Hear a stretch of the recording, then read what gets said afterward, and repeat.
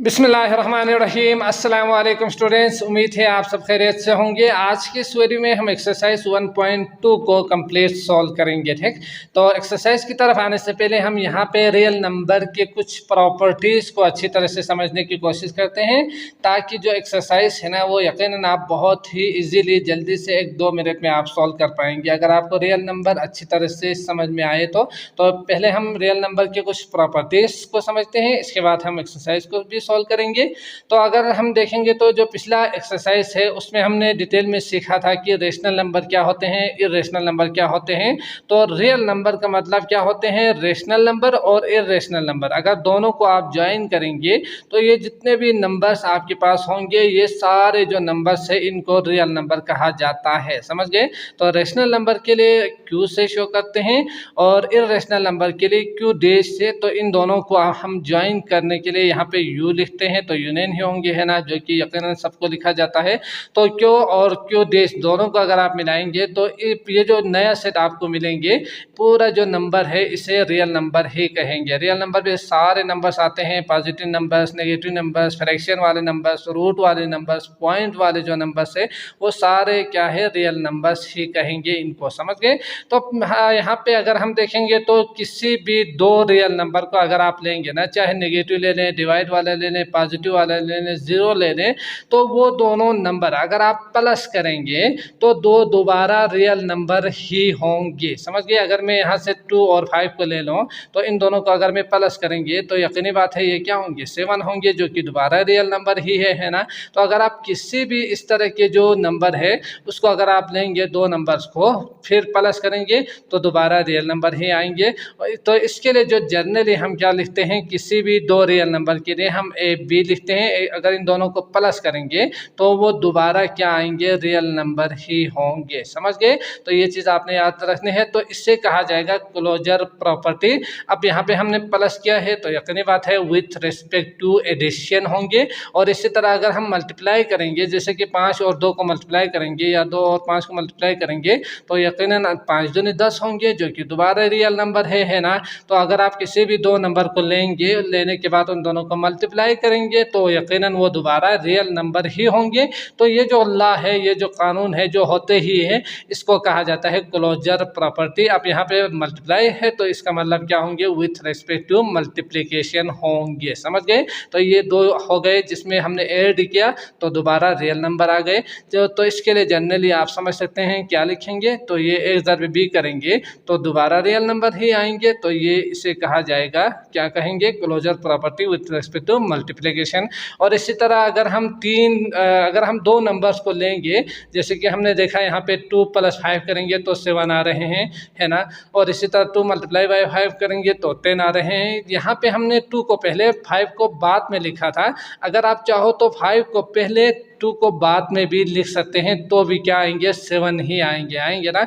तो अगर आप किसी भी दो नंबर को प्लस करेंगे तो चाहे आप 5 + 2 लिखें या 2 + 5 लिखें, आंसर सेम ही आनी है। तो ये जो लॉ है, किसी भी आप रियल नंबर को अगर आप लेंगे ना तो प्लस करेंगे तो चाहे आप इस तरह से 5 + 2 लिखें या 2 + 5 लिखें, तो ये दोनों हमेशा सेम ही रिजल्ट देंगे। तो इसे कहा जाएगा कम्यूटेटिव प्रॉपर्टी। अब यहाँ पे प्लस है तो विथ रिस्पेक्ट टू एडिशन होंगे। और इसी तरह अगर मैं मल्टीप्लाई करूँ 5 × 2 = 2 × 5 तो यकीनन ये दोनों बराबर आएंगे। तो इसे क्या कहेंगे, विथ रिस्पेक्ट टू मल्टीप्लिकेशन कहेंगे। समझ गए? तो इसमें आपने याद किस तरह से रखना है, कम्यूटेटिव में दो नंबर्स होते हैं, दो नंबर प्लस करेंगे, दो नंबर मल्टीप्लाई होंगे। तो इसके लिए जो जनरली हम क्या लिखते हैं, a + b और b + a। तो a b जो है आप किसी भी रियल नंबर को ले सकते हैं। समझ गए? और इसी तरह a × b और b × a। तो किसी भी दो रियल नंबर को, चाहे आप नेगेटिव ले लें, पॉजिटिव ले लें, जीरो ले लें, तो इन दोनों को प्लस करें या मल्टीप्लाई करें तो उन दोनों का ये सिचुएशन बनेंगे। जो पहले लिखना चाहो आप लिख सकते हैं, वो आपकी मर्जी होंगे। तो ये होंगे कम्यूटेटिव प्रॉपर्टी। और इसी तरह अगर हम देखेंगे तो 3 नंबर्स को अगर आप प्लस करना चाहते हो, जैसे कि 5 + 2 और 7 को अगर आप लेंगे तो चाहे आप 5 + 2 यानी 7, फिर 7 के साथ ऐड करें तो 14 आएंगे यकीनन। और अगर आप चाहो तो 7 + 2 फिर 5 के साथ ऐड कर सकते हैं तो भी 14 आएंगे, 14 ही आएंगे। और इसी तरह मल्टीप्लाई में भी आप देख सकते हैं 5 दूनी 10, 10 7 70 और 7 दूनी 14, 14 5 6 70। तो आपने देखा कि अगर आप प्लस करेंगे, चाहे आप इन दोनों को पहले करें या इन दोनों को पहले करें, वो आपकी मर्जी, इससे आंसर के ऊपर कोई फर्क नहीं पड़ने वाली। तो ये जो एसोसिएटिव में क्या होते हैं, 3 नंबर्स को प्लस करना होता है या मल्टीप्लाई करनी होती है, समझ गए। तो आपने देखा कि 5 + 2 + 7 करें या 5 + 2 पहले करें या 5 + 2 + 7 करें, दोनों का सेम रिजल्ट होंगे। तो इसे कहा जाएगा एसोसिएटिव प्रॉपर्टी, समझ गए। विथ रेस्पेक्ट टू अगर प्लस हो तो एडिशन, और अगर मल्टीप्लाई हो 5 × 2 × 7, तो ये होंगे आपके पास 5 × 2 × 7, तो ये होंगे, इसका मतलब क्या होंगे, associative property with respect to multiplication, समझ गए। तो यहाँ पे आपने ये चीज़ याद रखनी है। अगर कम्यूटेटिव कहा जाए तो 2 होते हैं, एसोसिएटिव में 3 नंबर्स होंगे दोनों साइड में, दो जो कि बराबर ही होंगे। इसके बाद हम बात करते हैं आइडेंटिटी की। तो यकीनन आप जानते ही हैं कि आइडेंटिटी का मतलब क्या होते हैं। तो आइडेंटिटी का मतलब होते हैं बिल्कुल सेम टू सेम, यानी बिल्कुल अक्स आए, ठीक। तो अगर मैं यहाँ पे 5 ले लूँ, इसको अगर मैं प्लस करूँ तो दोबारा 5 कब आएंगे, और इसको अगर मैं मल्टीप्लाई करूँ तो दोबारा 5 कब आएंगे, समझ गए। तो इस तरह से आपने देखना है कि प्लस करने के बाद दोबारा 5 यानी दोबारा अक्स बने, और मल्टीप्लाई करने के बाद दोबारा वही अक्स बने, दोबारा सेम टू सेम आए। तो इसी को ही आइडेंटिटी कहा जाता है। यानी अगर प्लस हो तो एडिटिव आइडेंटिटी होंगे, अगर मल्टीप्लाई हो तो वो क्या होंगे, मल्टीप्लिकेटिव आइडेंटिटी होंगे, समझ गए। तो अगर आप 5 को प्लस करेंगे किसके साथ, तो 5 आएंगे। तो आप कहेंगे 5 को 0 के साथ ऐड करेंगे तो 5 आएंगे। तो इसका मतलब ये हुआ कि आप किसी भी रियल नंबर को, किसी भी, चाहे माइनस में ले लें, डिवाइड में ले लें, के वाला जो नंबर ले लें वो आपकी मर्जी, लेकिन किसी भी रियल नंबर को अगर आप प्लस करेंगे 0 के साथ तो वो हमेशा दोबारा वही आएंगे। तो इस तरह की आइडेंटिटी, यानी सेम जो नंबर आए, तो इसे कहा जाएगा एडिटिव आइडेंटिटी, समझ गए। और इसी तरह अगर हम 5 को मल्टीप्लाई करेंगे किसके साथ, तो दोबारा आइडेंटिटी आएंगे, यानी दोबारा सेम आएंगे। तो आप कहेंगे 5 को 1 के साथ मल्टीप्लाई करेंगे तो दोबारा वही आएंगे, यानी दोबारा उसी का अक्स ही बनेंगे, समझ गए। तो ये होते हैं आइडेंटिटी, जिसमें आपने देखा मल्टीप्लाई किया है तो इसका मतलब मल्टीप्लिकेटिव आइडेंटिटी होंगे। तो ये चीज़ आपने याद रखनी है। इन दोनों के लिए हम पहले एडिटिव और मल्टीप्लिकेटिव यूज़ करते हैं, ये भी आपने याद रखनी है, एडिटिव और मल्टीप्लिकेटिव। जबकि इन तीनों के लिए हम बाद में with respect to addition, with respect to multiplication कहा जाएगा प्रॉपर्टी के लिए। तो यहाँ पे आपने देखा ए मल्टीप्लाई बाय 1 करेंगे तो दोबारा ए आ रहे हैं, ए किसी भी रियल नंबर को आप ले सकते हैं, ठीक हो गया। तो इसी को आइडेंटिटी कहा जाता है। और इसके बाद इनवर्स की अगर हम बात करें तो इनवर्स का मतलब क्या होते हैं, उलट, यानी अपोजिट, है ना। उलट को कहा जाता है। फर्ज करें अगर मैं किसी भी रियल नंबर को ले लूँ, जैसे कि अगर मैं दोबारा अगर 5 ले लूँ तो इसका उलट क्या होंगे, तो इसका उलट क्या होंगे, यकीनन माइनस होंगे, है ना। -5 के लिए -5 होंगे। अगर -10 कहा जाए तो इसके लिए 10 होंगे, जो कि उलट है। तो इन दोनों का अगर आप प्लस करेंगे तो यकीनन आपको आंसर 0 मिलेंगे। तो इस तरह से भी आप याद रख सकते हैं, इस तरह से भी आप याद रख सकते हैं। एडिटिव जो इनवर्स है उसके लिए अगर आप प्लस करेंगे तो हमेशा जो आंसर है वो 0 ही आएंगे। तो अगर कहीं पर भी 2 नंबर प्लस करने के बाद आंसर 0 आ रहे हो तो ये जो प्रॉपर्टी है जो यहाँ पे यूज़ हुआ है वो क्या यूज़ हुआ है, इनवर्स यूज़ हुआ है, एडिटिव इनवर्स कहा जाएगा। इस तरह की जो लॉ है इसको, ठीक। और इसी तरह अगर मल्टीप्लाई करेंगे तो यकीनी बात है इनवर्स में, मल्टीप्लाई में यकीनन इसका उलट क्या होते हैं हम जानते ही है या आपने सीखा ही होगा। अगर मैं यहाँ पे 5 ले लूँ तो इसका जो इनवर्स, यानी 5 का इनवर्स इस तरह से भी आप शो कर सकते हैं, या 5 को 1/5 इस तरह से 1/5 करके भी लिख सकते हैं। तो इसका जो आंसर आएंगे वो हमेशा 1 ही आएंगे। तो इसके लिए आपने याद रखनी है कि अगर कहीं पर भी 2 नंबर मल्टीप्लाई हो रहे हो और आंसर 1 आ जाए तो ये दोनों एक दूसरे का क्या कहा जाएगा, इन्वर्स कहा जाएगा। समझ गए। तो ये कुछ चीज़ें हैं, आपने इसको याद रखना है। इन्वर्स में उलट, आइडेंटिटी में यकीनन सेम आ रहे हैं, है ना।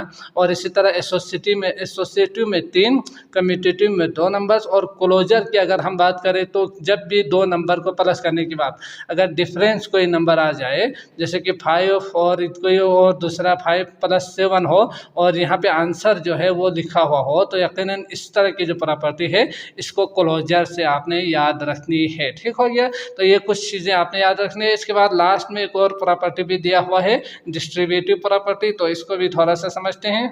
तो हमने यहाँ पे प्लस और मल्टीप्लाई अलग अलग हमने देखा। तो अगर किसी भी 3 नंबर्स में अगर आप देखेंगे तो प्लस भी हो और मल्टीप्लाई भी हो, जैसे कि फर्ज करें मैं यहाँ पे 5 मल्टीप्लाई बाय एक और 2 नंबर के साथ अगर मैं प्लस लिखूँ, 1 + 2 लिखूँ, तो इसमें आप देख सकते हैं मल्टीप्लाई भी है और प्लस भी है। अब तक हमने जो देखा था वो उसमें सिर्फ प्लस था और सिर्फ मल्टीप्लाई ही था ना, जो प्रॉपर्टी से उसमें। यहाँ पे आप देख सकते हैं मल्टीप्लाई भी है और प्लस भी है। तो इसका जो आंसर आएंगे यकीनन 3 और 5 से 15 आएंगे। तो इसको करने का एक और तरीका भी है, जो कि क्या है, 5 को 1 के साथ मल्टीप्लाई करेंगे और ब्रैकेट यूज करेंगे, बीच में प्लस, और इसके साथ साथ 5 को 2 के साथ भी मल्टीप्लाई करके भी आप आंसर सेम आएंगे इन दोनों का। 5 से 5, 5 दूनी 10, तो इस तरह से 15 आ सकते हैं। तो ये जो है इसे कहा जाएगा डिस्ट्रीब्यूटिव प्रॉपर्टी। अब यहाँ पे अगर बीच में प्लस हो तो ये प्लस भी हो सकते हैं, माइनस भी हो सकते हैं। अगर बीच में प्लस हो तो और एडिशन कहा जाएगा, और अगर बीच में अगर माइनस हो तो और सब्ट्रैक्शन आप कहेंगे। समझ गए। तो ये प्रॉपर्टी भी आपने याद रखनी है। तो इस तरह ये तो बहुत ही इजीली आप समझ सकते हैं, जिसमें क्या हुआ है, मल्टीप्लाई भी है और प्लस भी है। तो इसमें हम इस तरह से मल्टीप्लाई करके भी कर सकते हैं, और अगर आप चाहो तो इसको 5 × 1, 5 × 2 और दोनों को प्लस भी कर सकते हैं, दोनों का रिजल्ट सेम आएंगे। तो इसे डिस्ट्रीब्यूटिव, यानी डिस्ट्रीब्यूट का मतलब अलग अलग होना है ना, तो ये अलग है और ये भी अलग है। तो इन दोनों को आपने अलग अलग करके भी 5 1 दा और 5 2 दा अलग करके प्लस कर सकते हैं, या अगर माइनस हो तो 5 1 दा और 5 2 दा करके अलग कर मल्टीप्लाई करके फिर दोनों को माइनस कर सकते हैं। तो इस तरह से डिस्ट्रीब्यूटिव को आपने याद रखनी है। ठीक हो गया। तो यकीनन मैं उम्मीद करता हूँ आपको अच्छी तरह से समझ में आ चुका होगा। अब आते हैं एक्सरसाइज की तरफ और इसको जल्दी से सॉल्व करते हैं। क्वेश्चन नंबर 1 2 3 4 तक यकीनन आप इसको इजीली सॉल्व कर पाएंगे। ठीक। तो सवाल है आपके पास, question number 1, name the properties used in the following equation. तो इक्वेशन का मतलब आप जानते ही है, बीच में अगर इक्वल टू का साइन हो तो इक्वेशन ही कहा जाता है इसे, अगर नहीं हो तो पॉलिनोमियल कहा जाता है, जो कि हम सीख कर आए हैं। तो ये जो जितने भी इक्वेशन दिया हुआ है इनके प्रॉपर्टीज के नाम को आपने यहाँ पे लिखना है। तो नेम द प्रॉपर्टीज कहा है, तो इसके लिए आपने यकीनन आंसर लिखना है ना। तो पार्ट 1 दिया हुआ है आपके पास 7 + 3 = 3 + 7। तो इसमें आप देख सकते हैं 2 नंबर्स दिया हुआ है। तो ये जो प्रॉपर्टी है वो क्या होंगे, कम्यूटेटिव होंगे, दोनों साइड में सेम नंबर दिया हुआ है ना। तो कम्यूटेटिव प्रॉपर्टी तो होंगे ही। अब यहाँ पे अगर आप देखेंगे तो बीच में प्लस दिया हुआ है, तो with respect to, sorry property भी आपने लिखनी है। ठीक। विथ रेस्पेक्ट टू क्या होंगे, एडिशन होंगे। समझ गए। तो इस तरह से आपने इसका आंसर लिखना है पार्ट 1 के लिए, क्योंकि बीच में प्लस है। इसके बाद अगला है पार्ट 2। तो इसके लिए मैं साथ साथ करके लिखूंगा, आपने पूरा पूरा लफ्ज़ लिखना है। तो यहाँ पे आप देख सकते हैं P + Q + R, P + Q + R, दोनों साइड में 3 नंबर सेम दिया हुआ है, प्लस है। तो इसके लिए जो आंसर में आपने क्या लिखना है, एसोसिएटिव लिखना है, क्योंकि 3 नंबर्स दिया हुआ है। जब भी 3 नंबर्स दोनों साइड में हो और दोनों बराबर है कहा जाए ना, तो इसके लिए यकीनी बात है क्या होंगे, एसोसिएटिव प्रॉपर्टी होंगे। ठीक। विथ रेस्पेक्ट टू, इसके बाद आप देख सकते हैं कि विथ रेस्पेक्ट टू क्या है, बीच में प्लस है तो दोबारा एडिशन ही होंगे, है ना। तो इसके लिए आपने एडिशन लिखना है। इसके बाद है अगला 3 √3 × √5 × √7, और दोबारा वही चीज़ दाएं तरफ भी दिया हुआ है, 3 है और ब्रैकेट अलग अलग दिया हुआ है तो इसका मतलब दोबारा एसोसिएटिव प्रॉपर्टी होंगे। इसके बाद बीच में ज़रब दिया हुआ है तो इसका मतलब क्या होंगे, मल्टीप्लिकेशन होंगे। ठीक, तो आपने यहाँ पे मल्टीप्लिकेशन लिखना है, बीच में ज़रब है इसलिए। ठीक हो गया। इसके बाद अगला है 4 दिया हुआ है 80 + 0 और 0 + 80। तो यहाँ पे अगर आप देखेंगे तो 3-4 प्रॉपर्टीज आप यहाँ पे लिख सकते हैं, मसला नहीं है। तो अगर आप देखेंगे तो 80 + 0 = 0 + 80, तो आप देख सकते हैं दो नंबर्स दिया हुआ है, दोनों साइड पे सेम है, चाहे आप 80 + 0 करें 0 + 80 करें, आंसर सेम ही आएंगे, तो इसे कम्यूटेटिव भी कहा जाएगा, है ना।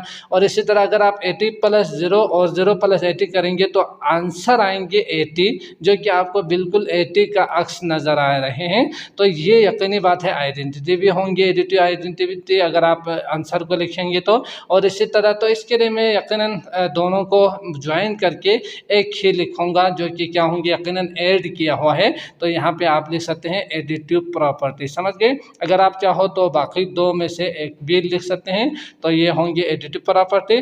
तो इसमें आप कम्यूटेटिव भी लिख सकते हैं और दूसरा भी लिख सकते हैं। इसके बाद अगला है आपके पास पार्ट 5 100 × 1 = 100। तो दोबारा बिल्कुल अक्स आपको नज़र आ रहे हैं, सेम टू सेम नज़र आ रहे हैं, 100 और दूसरे साइड पे भी 100। तो इसका मतलब ये क्या होंगे, आइडेंटिटी ही होंगे, है ना। और साथ साथ यहाँ पे अगर आप देखेंगे तो ज़रब में है, तो इसका मतलब यहाँ पे क्या होंगे, मल्टीप्लिकेटिव आइडेंटिटी होंगे, समझ गए। तो यहाँ से आइडेंटिटी आपने लिखना है इसके साथ। ठीक हो गया। इसके बाद अगला है 6, जो कि उन्होंने दिया हुआ है p ± p = 0। तो p के लिए उन्होंने क्या दिया हुआ है, इसका इन्वर्स दिया हुआ है, अपोजिट जो नंबर है वो दिया हुआ है p का -p। तो इसका मतलब क्या होंगे, इन्वर्स तो होंगे ही होंगे, इसके साथ साथ बीच में प्लस है, तो इसका मतलब आप यहाँ आंसर में एडिटिव इन्वर्स लिखेंगे। ठीक हो गया। तो ये आएंगे इन्वर्स, बिल्कुल अपोजिट नंबर है।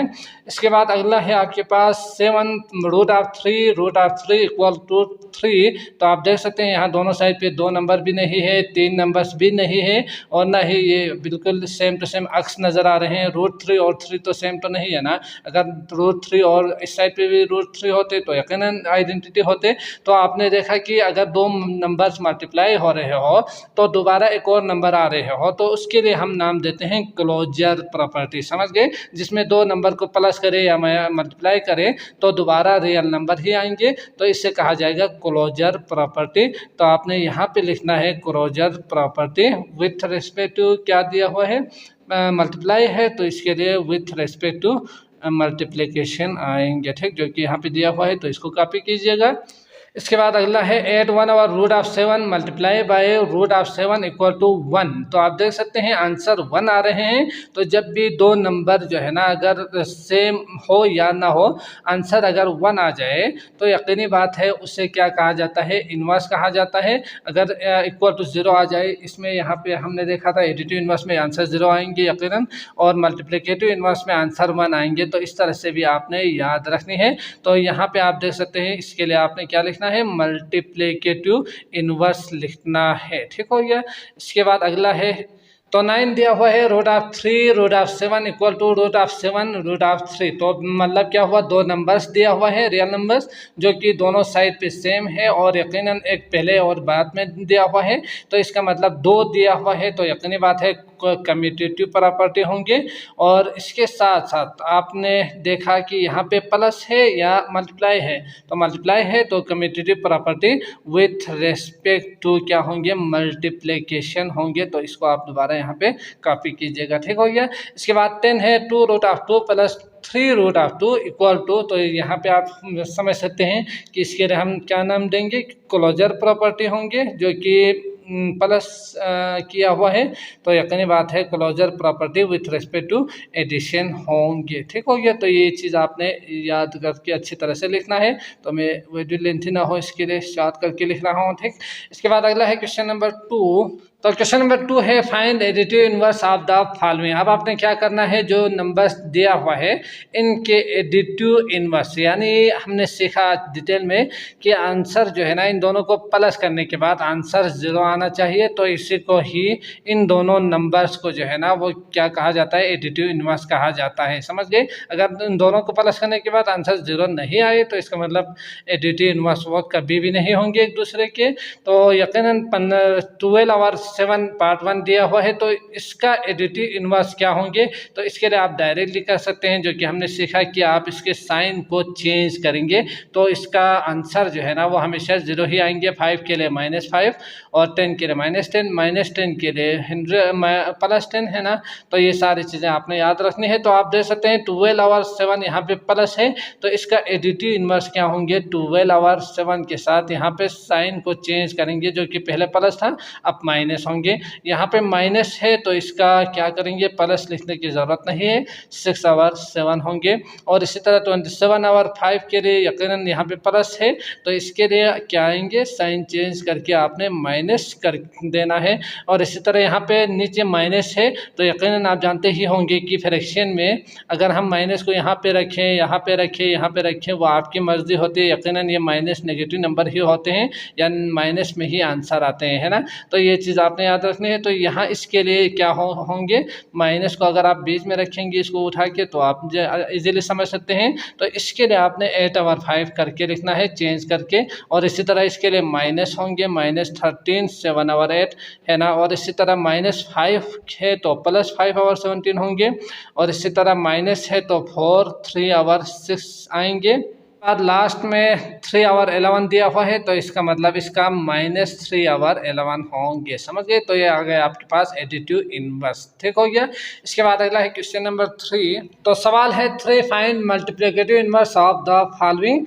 अब आपने क्या करना है, मल्टीप्लिकेटिव इनवर्स निकालने हैं। तो यकीनन हमने देखा कि अगर दो नंबर को मल्टीप्लाई करेंगे तो आंसर 1 आ जाए, तो ये दो जो नंबर है इन दोनों नंबर को एक दूसरे का मल्टीप्लिकेटिव इनवर्स कहा जाता है। समझ गए? तो ये चीज़ याद रखेंगे। तो कैसे होंगे, यकीनन हमने देखा था कि 100 के लिए 1 और 100, क्यों, क्योंकि यहाँ नीचे 1 है तो इसको ऊपर लेकर जाएंगे, ऊपर जो है नीचे लेकर आएंगे, तो ये एक दूसरे का मल्टीप्लिकेटिव इनवर्स होंगे। और अगर साइन हो तो इसका भी ख्याल रखना है, माइनस हो तो यहाँ माइनस भी आपने यूज़ करनी है, अगर प्लस हो तो प्लस, तब जाके क्या होंगे, दोनों मल्टीप्लाई करेंगे तो +1 आना चाहिए, है ना। तो ये चीज़ आपने जहन में रखने के बाद बाकी सवाल को सॉल्व करेंगे। तो इस तरह से भी आप लिख सकते हैं, इस तरह से भी आप लिख सकते हैं, है ना।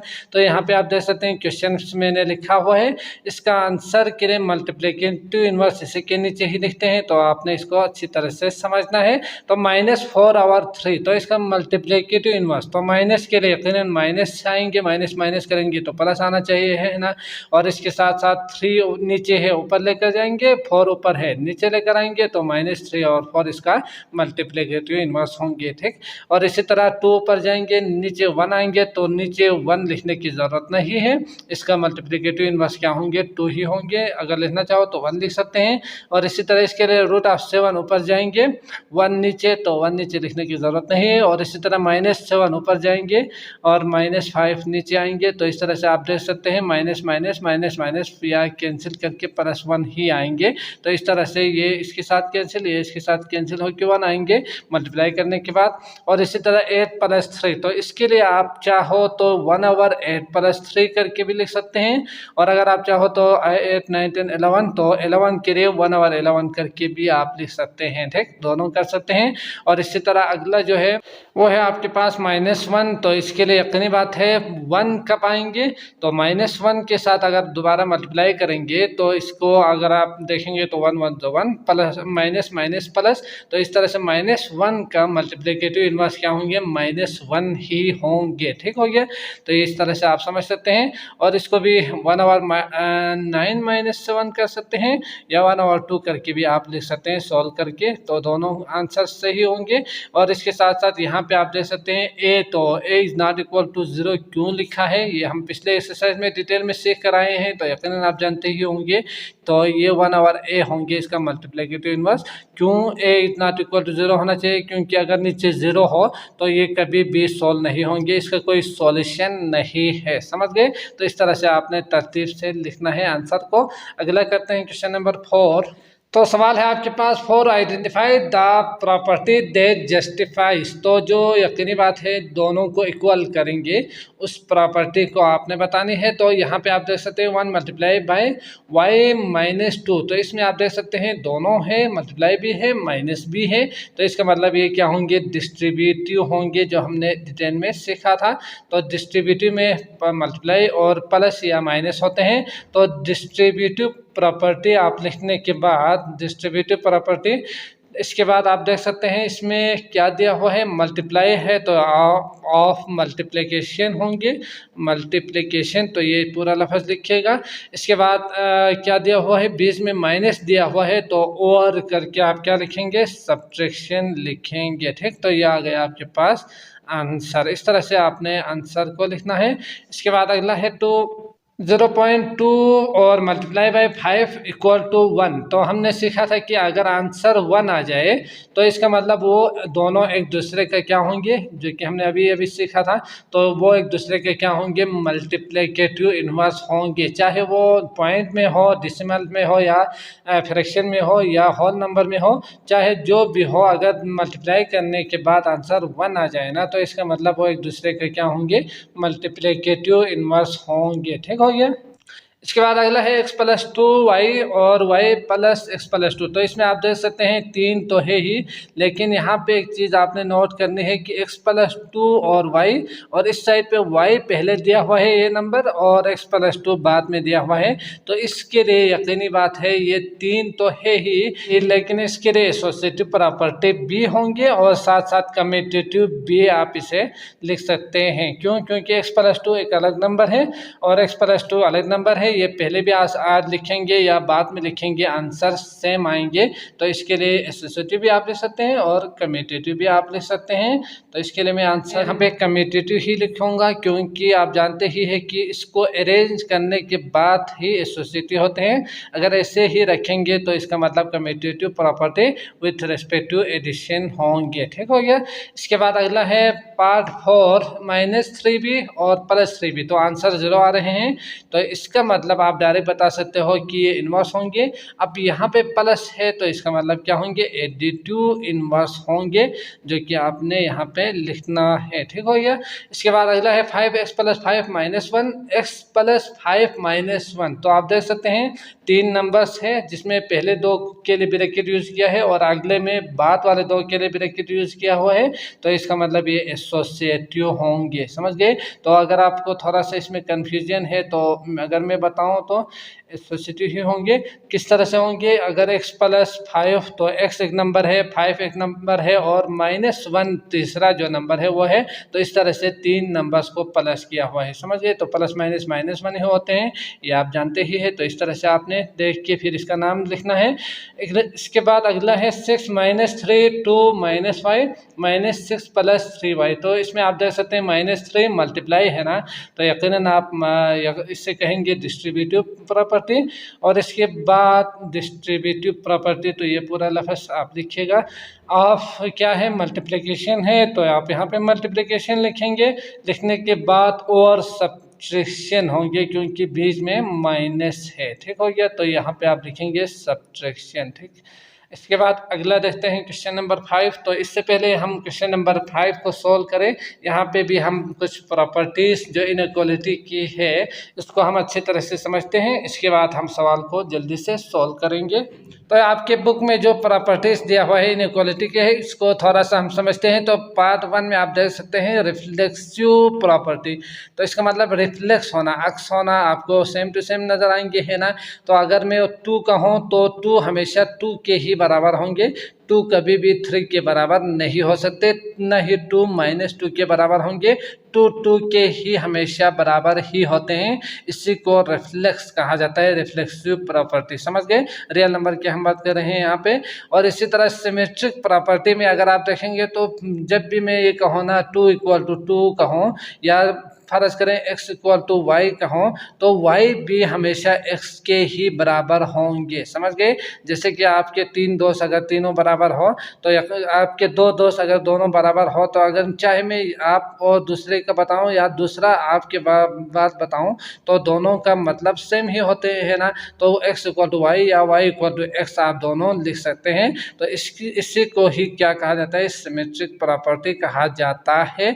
और इसके बाद ट्रांजिटिव प्रॉपर्टी क्या होते हैं? ट्रांसफर होना है। ठीक, तो अगर 3 लड़के हो इस तरह के, अगर ये इसके बराबर हो और ये यकीनन पहला दूसरे के बराबर, दूसरा तीसरे के बराबर हो तो यकीनन हम यहाँ से एक रिजल्ट निकाल सकते हैं। वो क्या है? पहला भी तीसरे के बराबर ही होंगे। ठीक, तो ये होते हैं ट्रांजिटिव, मतलब ट्रांसफर होना, पहला दूसरे के बराबर, दूसरा तीसरे के बराबर। तो हमेशा पहला भी तीसरे के बराबर ही होंगे और होना ही चाहिए। अगर नहीं हुआ तो यकीनी बात है आप गलत कह रहे होंगे। तो ये ट्रांसफर से आप याद रख सकते हैं। इसके बाद बाकी जो चीज़ें हैं वो प्लस ज़रा के जो चीज़ें हैं वो है, तो इसको तो आप समझ सकते हैं। एडिटिव प्रॉपर्टी में प्लस करने के बाद वो यकीनी बात है x प्लस जेड, और एक चीज़ अगर आप प्लस करेंगे तो भी वो हमेशा बराबर ही रहेंगे। और इसी तरह यहाँ पे आप देख सकते हैं मल्टीप्लिकेटिव जो प्रॉपर्टी है उसमें अगर आप देखेंगे तो जब मल्टीप्लाई करने के बाद भी यकीनी बात है वो बराबर ही रहेंगे। और कैंसिलेशन प्रॉपर्टी में अगर आप कैंसिल करेंगे तो भी वो बराबर रहेंगे। जैसे कि हमने यहाँ पे ऐड किया था, अब इन दोनों को कैंसिल करेंगे तो x इक्वल टू वाई दोबारा वही आएंगे ना। और इसी तरह कैंसिलेशन प्रॉपर्टी मल्टीप्लाई में भी वही होंगे, x और जो यहाँ पे z और z दिया हुआ है तो इन दोनों को कैंसिल करेंगे तो x इक्वल टू वाई ही दोबारा आएंगे। इसके बाद ट्राई का मतलब होते हैं 3। समझ गए? तो आप देख सकते हैं कि 3 मुमकिन चीज़ें हो सकते हैं अगर रियल नंबर में अगर आप देखेंगे तो। फर्ज करें अगर कोई भी 2 नंबर लेंगे जैसे कि 5 और 10 लेंगे तो या तो ये दोनों बराबर होंगे या तो ये दोनों, इन दोनों में से ये वाला ग्रेटर होंगे या तो ये वाला ग्रेटर होंगे। तो ये 3 मुमकिन चीज़ें हो सकते हैं अगर आप 2 नंबर्स को लेंगे तो। समझ गए? इसके अलावा कोई भी दूसरा ऑप्शन या मुमकिन जो चीज़ नहीं है। और इसी तरह ट्रांजिटिव ट्रांसफर होना तो आप इससे ही समझ सकते हैं। तो x is less than y and y is less than z, तो यकीनी बात है यहाँ जो हमने सीखा था तो ट्रांजिटिव और यहाँ से ट्रांजिटिव प्रॉपर्टी दोनों सेम ही है ना। तो इसी से आप समझ सकते हैं यहाँ पे इक्वल था, यहाँ पे लेस देन आर या ग्रेटर है ना। तो इस चीज़ को आपने अच्छी तरह से याद रखनी है। एडिटिव प्रॉपर्टी में यकीनन ऐड करने के बाद दोबारा वही जो सिंबल है या लेस हो तो लेस ही रहेंगे, ग्रेटर हो तो ग्रेटर ही रहेंगे। ये चीज़ आपने याद रखनी है। मल्टीप्लिकेटिव में भी ऐसे ही होते हैं, इसको आपने याद रखनी है। लेकिन जो इन्वर्स है ना इसमें यकीनन उलट होंगे। अगर फर्ज करें मैं 5 ले लूँ और 10 ले लूँ, अगर मैं इसी का इन्वर्स ले लूँ तो 1/5 और ये जो है 1/10, तो इससे ये जो पहले ग्रेटर था और अब आंसर निकालने के बाद ये क्या होंगे? ये वाला ग्रेटर होंगे, ये वाला लेस होंगे। तो इस तरह से आप समझ सकते हैं। तो ये इन्वर्स जो है इनइक्वालिटी में इसका जो साइन है या इसका जो सिंबल है वो चेंज होंगे अगर इन्वर्स लेंगे तो। अगर x हो तो ठीक 1, जैसे कि अगर मैं यहाँ पे x के लिए 10 एक और एग्जांपल ले लूँ तो, और y के लिए अगर मैं 15 ले लूँ तो 1/10 क्या होंगे? यकीनन पहले 10 पहले छोटा था, बाद में 1/10 करेंगे तो ये ग्रेटर होंगे 1/15 से। समझ गए? तो इस तरह से आपने इन प्रॉपर्टीज़ को अच्छी तरह से जहन में रखना है। तो यकीनन आपके लिए सवाल बहुत ही ईजी होंगे, आप खुद कर पाएंगे। तो करते हैं सवाल की तरफ आते हैं। तो सवाल है आपके पास, write names of properties of equality and inequality of real number. तो इक्वलिटी और इनइक्वालिटी के लिए जो प्रॉपर्टीज यहाँ पे यूज हुआ है वो उसको आपने यहाँ पे लिखना है। ठीक, तो पार्ट 1 है 7 is greater then 5, that implies that. तो 7 पहले क्या था? ग्रेटर था 5 से, और इसके बाद कुछ ऑपरेट करने के बाद, कुछ अमल करने के बाद 11 इज ग्रेटर देन 9 आ चुके हैं। तो इसमें अगर आप देखेंगे तो कौन सा प्रॉपर्टी यूज हुआ है आपने बतानी है। तो 7 में 2 चीज़ें आप यहाँ से पहले चेक कर सकते हैं, प्लस और मल्टीप्लाई है ना। तो प्लस करके देखते हैं 7 प्लस कितना करेंगे तो 11 होंगे, 4 करेंगे तो 11 होंगे है ना, +4। और इसी तरह यहाँ पे 5 + 4 करेंगे तो हो रहे हैं। तो इसका मतलब इसमें आप देख सकते हैं प्लस किया है दोनों साइड पे, तब जाके ये ग्रेटर ही रहे हैं। तो इसके लिए आपने क्या नाम देना है? एडिटिव प्रॉपर्टी नाम देनी है। समझ गए? तो ये आप लिख सकते हो, लिखिएगा एडिटिव एडिटिव प्रॉपर्टी यहाँ पे, तो मैं शार्ट करके लिखता हूँ, ठीक। इसके बाद पार्ट 2 है -5 is less then 3, -1 is less then 7। तो आप इसमें यकीनन -5 और -1 को माइनस या प्लस या मल्टीप्लाई करके देखेंगे। तो पहले प्लस करके देखते हैं, तो -5 में क्या प्लस करेंगे तो -1 आएंगे। तो आप कहेंगे कि -1, तो आप कहेंगे कि इसमें अगर आप 4 को प्लस करेंगे तो -1 आएंगे। तो ये साइड वाला ठीक हो गए। अब अगला वाला साइड भी देखते हैं। तो 3 में आप क्या दोबारा 4 करेंगे तो 7 आ रहे हैं, जी बिल्कुल आ रहे हैं। तो इसका मतलब एडिशन वाला जो है, ऐड वाला जो प्रॉपर्टी है वो यूज़ हुआ है। तो दोबारा ये क्या होंगे, एडिटिव प्रॉपर्टी ही होंगे, ठीक हो गया। तो इसमें आपने एडिटिव प्रॉपर्टी लिखना है आंसर में। इसके बाद अगला है 36 इज लेस देन 8 और 36 इज लेस देन 48। तो इसमें आप देख सकते हैं 6 को प्लस करेंगे तो 30 प्लस करना होगा इस साइड पे, और 8 को उस साइड पे अगर प्लस करेंगे तो 40। इसका मतलब सेम प्लस नहीं हुआ है। तो मल्टीप्लाई करके देखते हैं, 6 को मल्टीप्लाई करेंगे तो 6 6 36, 8 6 48। तो इसका मतलब मल्टीप्लाई बाय 6 किया है दोनों साइड पे, ठीक। तो इसके लिए यकीनी बात है मल्टीप्लिकेटिव प्रॉपर्टी आपने यहाँ पे लिखना है इसके आंसर में। इसके बाद अगला जो है 5, जिसमें आप यहाँ पे 1 2 3 होना चाहिए था, 3 4 5, सॉरी, तो ये आप समझ सकते हैं। तो ये आएंगे question number 4, P is less then 0 that simplifies that -P is greater then 0। तो इसमें अगर आप प्लस करेंगे तो यकीनी बात है जो दाएं साइड पे 0 को प्लस करने के बाद 0 दोबारा तो नहीं आएंगे ना। तो आप मल्टीप्लाई करके देख सकते हैं। तो मल्टीप्लाई P को आप किससे मल्टीप्लाई करेंगे तो -P आएंगे। तो -1 से मल्टीप्लाई करेंगे तो -P आएंगे, 0 को -1 से मल्टीप्लाई करेंगे तो 0 आएंगे। तो इससे आप समझ सकते हैं कि यहाँ पे मल्टीप्लिकेटिव प्रॉपर्टी यूज हुआ है, समझ गए। इसके बाद अगला है 5, 3 और 5x और 3 और 5y, जो कि उन्होंने दिया हुआ है that simplifies that x equal to y। तो इसमें आप देख सकते हैं जो दाएं तरफ 3 और 5 और बाएं तरफ 3 और 5 था, इन दोनों को कैंसिल किया है। तो यकीनन आप समझ सकते हैं कि इसमें कौन सा प्रॉपर्टी यूज़ हुआ है, कैंसिलेशन प्रॉपर्टी यूज़ हुआ है, समझ गए। तो आप यहाँ पे कैंसिलेशन लिखेंगे प्रॉपर्टी। इसके बाद अगर आप देखेंगे तो एक और चीज़ भी, एक एडिशन में भी आते हैं और मल्टीप्लिकेशन में भी होते हैं कैंसिल, है ना। तो यहाँ पे आपने देखा कि मल्टीप्लाई हो रहे हैं, तो यहाँ पे आपने लिखना है मल्टीप्लिकेशन, समझ गए। तो ये चीज़ आप लिख सकते हो। इसके बाद अगला है आपके पास 7x 7y। तो इसके बाद जो आंसर आपको मिले हैं वो है 7y और 7x। तो हमने सीखा था कि अगर मैं x इक्वल टू y कहूँ तो यकीनन y इक्वल टू x ही होंगे, इसके अलावा कोई ऑप्शन नहीं होंगे। तो यही चीज़ उन्होंने दिया हुआ है, तो इसको सिमेट्रिक कहा जाता है। तो यकीनन यही एक ही मुमकिन चीज़ है जो कि आप समझ सकते हैं। तो यहाँ पे इसका आंसर में आप लिखेंगे सिमेट्रिक प्रॉपर्टी, समझ गए।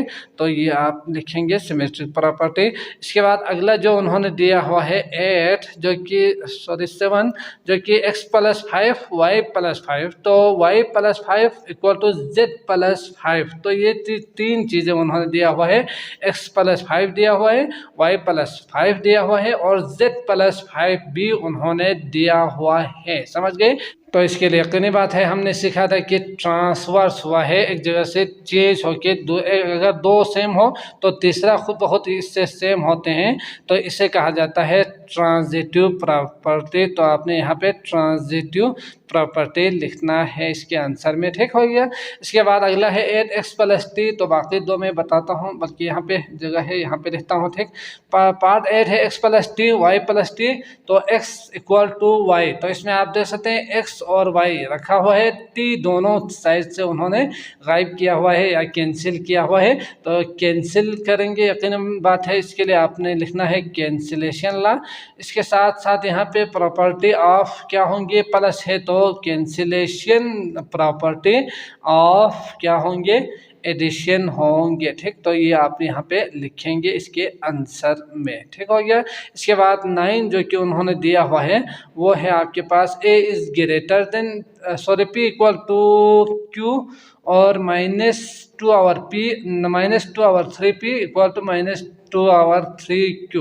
तो इसमें आप देख सकते हैं दोनों साइड पे क्या चीज़ मल्टीप्लाई किया हुआ है, पहले p q था, इसके बाद उन्होंने मल्टीप्लाई किया है -2 आवर 3। तो इसका मतलब इसमें आप लिखेंगे मल्टीप्लिकेटिव प्रॉपर्टी आंसर में, क्योंकि दोनों साइड पे -2 आवर 3 मल्टीप्लाई किया हुआ है।